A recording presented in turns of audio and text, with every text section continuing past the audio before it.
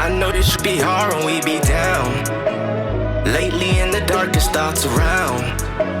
Lost all my dogs, we falling out. They won't pick up the phone when you calling. This my letter to self. Here, Frank Wade Morning Show and friends, man. We got a special guest in the building. And we got Bear from the Dog Pound in the building. Shout out to him. Yes. Always bringing us through great guests. Yeah, What's up, Bear? Hey. All right. Unique, let us know who's in the building. Yo, what's up, Power Family? You are locked in the Power NV 97.5. So, we have a guest today, a special guest who is the definition of a triple threat. Yes. He carries a legendary West Coast legacy at the son of R&B icon Rome, but he's carving out his own path that's taking him from the streets of LA to the charts of the Billboard. He is a 3-time Billboard chart artist, an actor, a producer, and his uncle is one of the key members of the Dog Pound family. So guys, whether it's a drop hit like Letter to Self or special project or prepping for his next big film debut, he is also building that global legacy. Please walk into the studio, the one and only LJ. All right, shout out to LJ in the building. Thanks for coming through, man. Yeah, shout out. Thank you for having me. Yes. Right. And at this point, he like family. He been here before, Yeah, man. yeah, So, yeah. thank you for always pulling up. Anytime, anytime. Yes. Anytime. So, how you doing today? Man, I'm blessed. I flew in last night. Uncle picked me up and actually got a little rest. Oh, that's right. Tour life. Yeah, it felt good. Right. It felt good to get that little rest. And I've been in the rehearsal hall a lot lately. These past 30 days, just getting right because I'm just coming back from Achilles rupture. Oh, wow. Okay. Oh, wow. Oh, wow. So this is like my first performance since the injury and stuff like Oh, that. Okay. So it's a different meaning for me. Excited and definitely everyone's in for a show.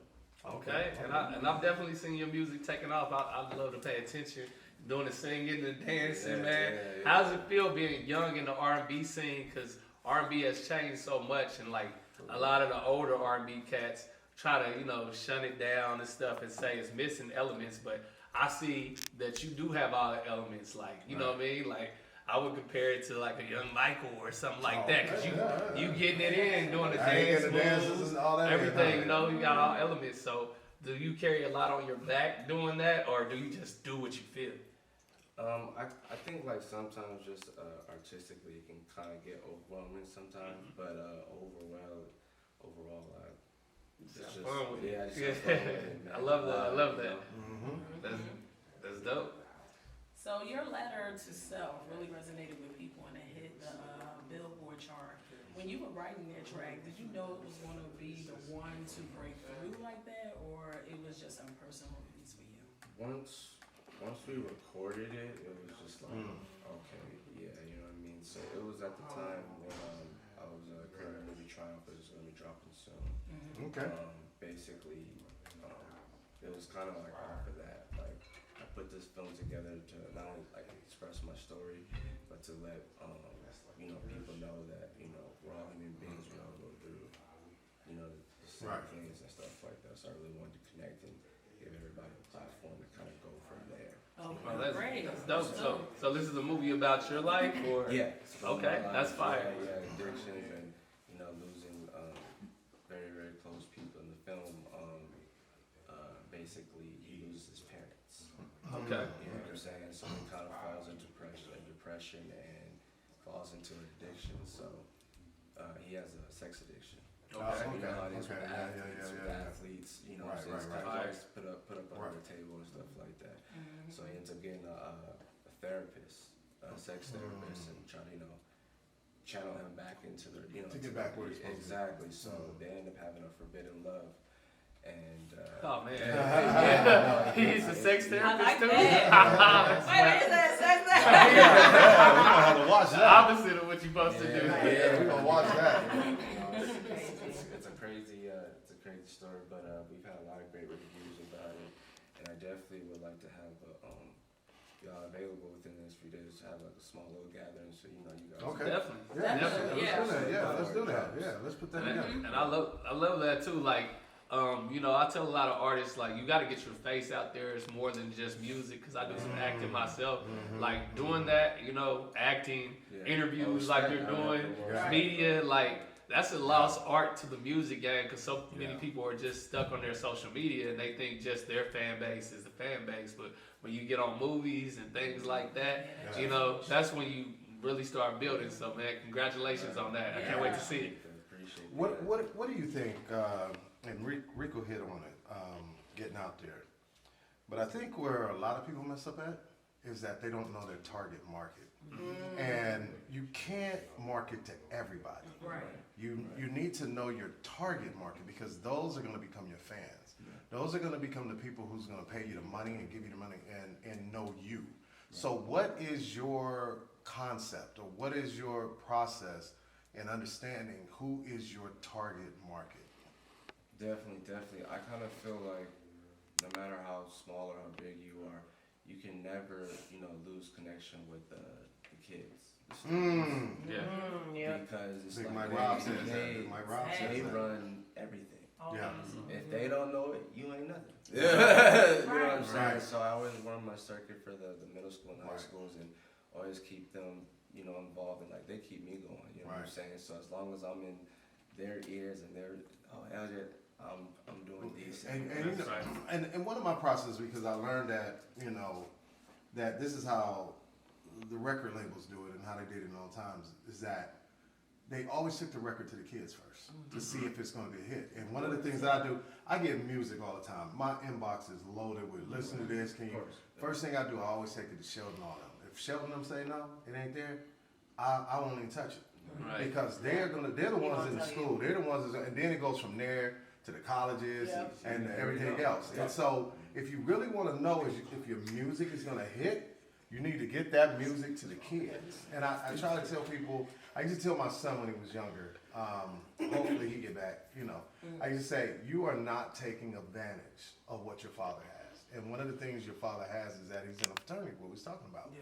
He doesn't take advantage of it. And I said, you need to get on the college campus, get around those kids, spread your music, and they will spread it all over the place.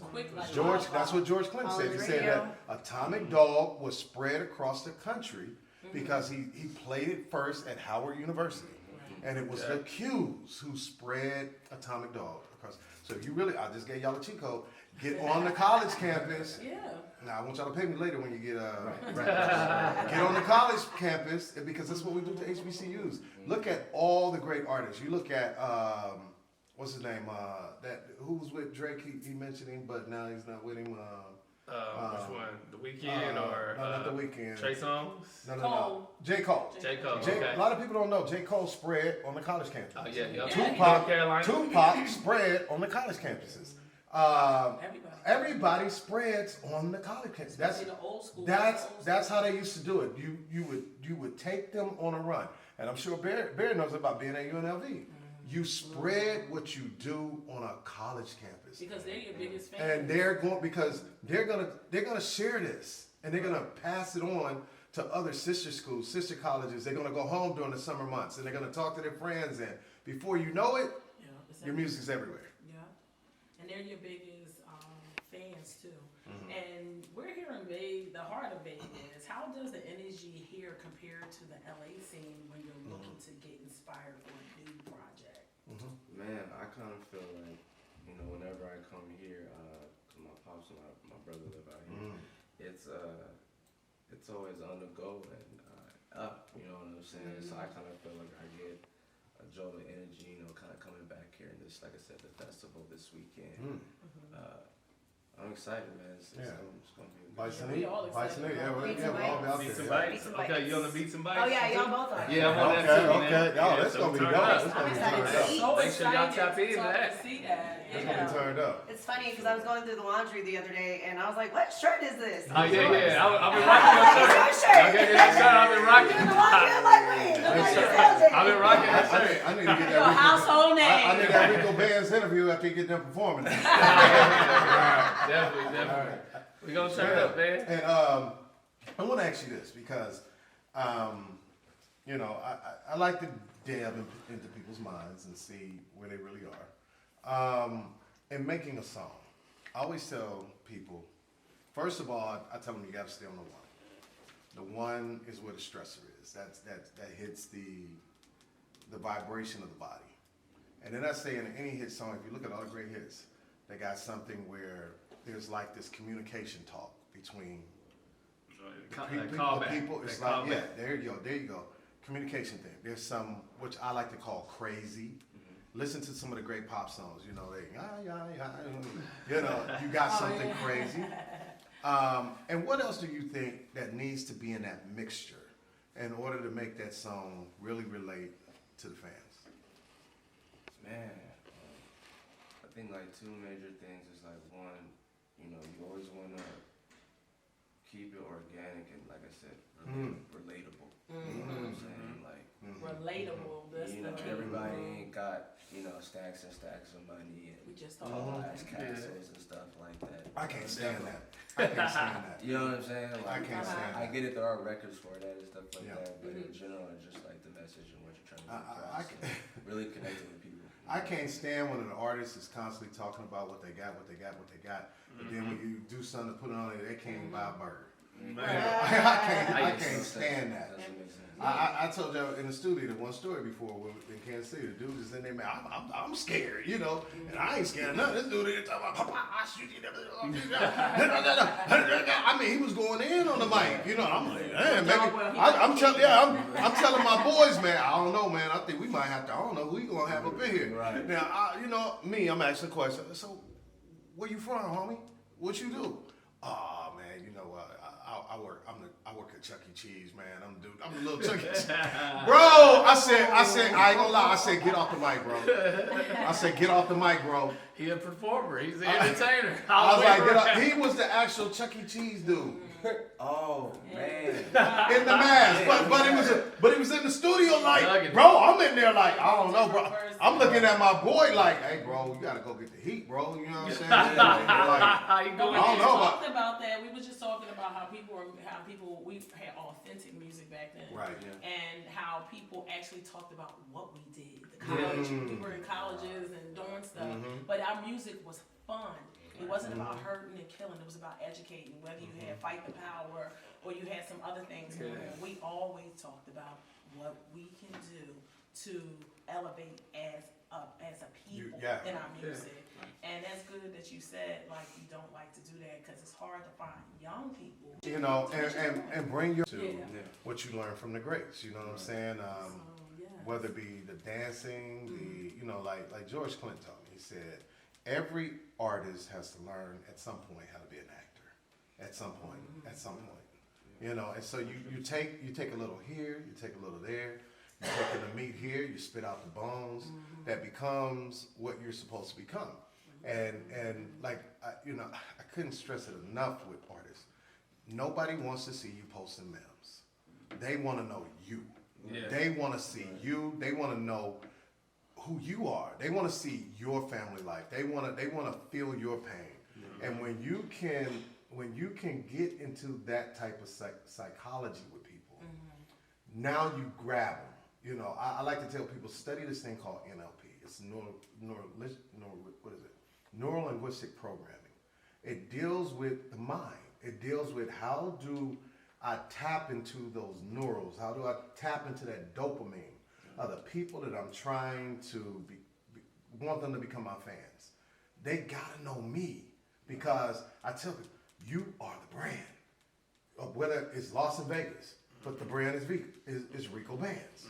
Rico Bands, Las Vegas. Las Vegas, Rico Bands. They gotta know you. Everything else is just noise. And when you begin to understand that you are the brand, things go like this in your life.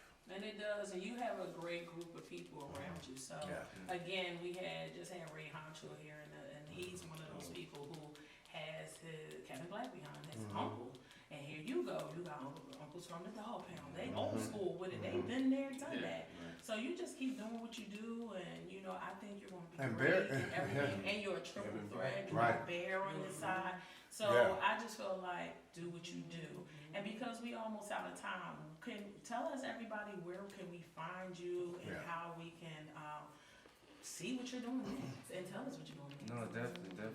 You guys on my YouTube channel, The Real LJ TV, and all streaming platforms and all that. The Real LJ. Definitely come tap in with me. We will be releasing an official date for Triumph release on Paramount Plus and a few others. That's gonna be real big. Excited I'm about so that. excited. And a special project is out right now, and the video will be dropping soon as well. Okay. Thank Okay, you man. so much. All right. for being Shout out to you. here. Shout out, Keep man. doing, Shout out for coming through, Keep man. shining. Yes, y'all. Well, this is the end of it today. We got to get to the weekend. It's Get back in. Friday. It's Friday. We got here. We You ain't got got here. no job and you ain't got to do. Well, we'll see y'all back on Monday. My name is Frank Wade, and I'm here with my friends. Rico Bands. Miss Allie Spoon. And y'all need Melody Mistress. And LJ. All right. And we will see y'all back here on Monday morning. All right, guys. Let's go out with our theme Let's song. go. This my letter to self. I lost it all, I took a fall. You never heard me. I wanted your love, I need your love. You switching your sides, you told me them lies, you did it in perjury. You're cutting me out, I need to heal, feel like I'm in surgery. Whoa, whoa, since a younger adolescent, I was in my past days. Yeah, there's a lot of niggas hating on me in my pathway. Run the money up like I'm running the last race. I know this